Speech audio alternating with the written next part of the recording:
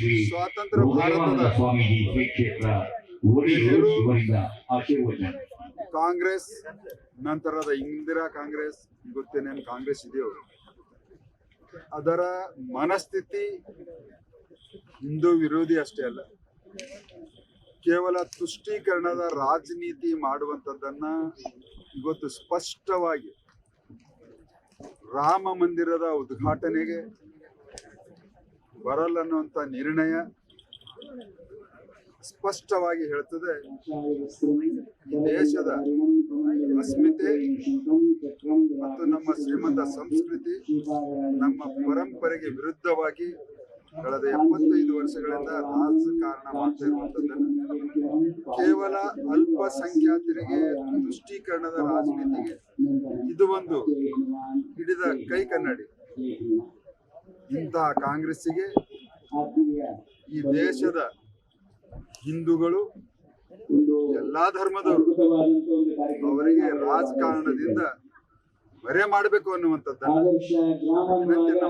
ಆದರ್ಶವಾದಂತಹ ಪ್ರಜೆಗಳನ್ನು ಕಾಣಬೇಕಾದ್ರೆ ಬರಬೇಕು ಅನ್ನುವಂಥದ್ದಲ್ಲಿ ಬಿಡಿಸಿದ ನಿಮಗೆ ಒಂದು ಅಭಿನಂದನೆ ಹೇಳಲಿಕ್ಕೆ ಇಚ್ಛೆ ಪಡ್ತೇವೆ. ಒಂದು ರಾಷ್ಟ್ರವಾಗಿಯೂ ಸಿದ್ದರಾಮಯ್ಯ ಎಲ್ಲ ನೋಡಿದ್ರು ಕೂಡ ಅವರಿಗೆ ಸ್ಥೂಲವಾಗಿ ಅವರ ಯಾವ ಸಂಸ್ಕೃತಿಯಲ್ಲಿ ಯಾವ ಪರಂಪರೆಯಲ್ಲಿ ನೋಡುವ ಅದನ್ನೇ ಇವಾಗ ಕೇವಲ ರಾಜಕಾರಣ ಮತ್ತು ಕುರ್ಚಿ ಮನಗಂಡಿ ಇವತ್ತು ಇಂತಹ ಒಂದು ಹೇಳಿಕೆಗಳು ಕೊಡುವುದು ಮತ್ತು ರಾಮ ಮಂದಿರ ಉದ್ಘಾಟನೆ ಕಾರ್ಯಕ್ರಮಕ್ಕೆ ದೂರ ಉಳಿಯೋದು ವ್ಯಕ್ತಿತ್ವ ಹೇಗಿರ್ತದೆ ಅನ್ನೋದಕ್ಕೆ ಆದರ್ಶವಾಗಿ ನಡೆಯುವ ಕೆಲಸವನ್ನು ನಾನು ಮೆಚ್ಚಿಕೊಂಡಿದ್ದೇನೆ. ಅವರಿಗೆ ಒಂದು ಅಭಿನಂದನೆ ಹೇಳಿದೆ.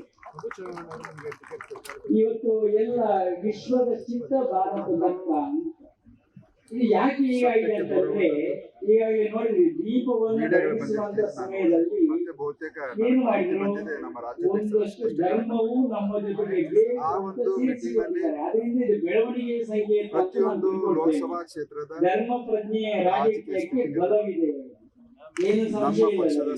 ಧರ್ಮ ಶ್ರದ್ಧೆ ನಮ್ಮಲ್ಲಿ ಬೇಕು, ಧರ್ಮವನ್ನು ನಾವು ಮೈಗೂಡಿಸಿಕೊಳ್ಳಬೇಕು. ಮತ್ತು ವಿರೋಧ ಇವತ್ತು ಈ ಭಾಗಕ್ಕೆ ಬರುವಾಗ ಒಂದು ಪ್ರಕೃತಿ ಸೌಂದರ್ಯದ ಮಧ್ಯೆ ನಾವು ಬಂದಿದ್ದೇವೆ ಅಂತಂದ್ರೆ ತಪ್ಪಾಗಲಿಕ್ಕಿಲ್ಲ. ಎಲ್ಲವೂ ಇಲ್ಲಿದೆ.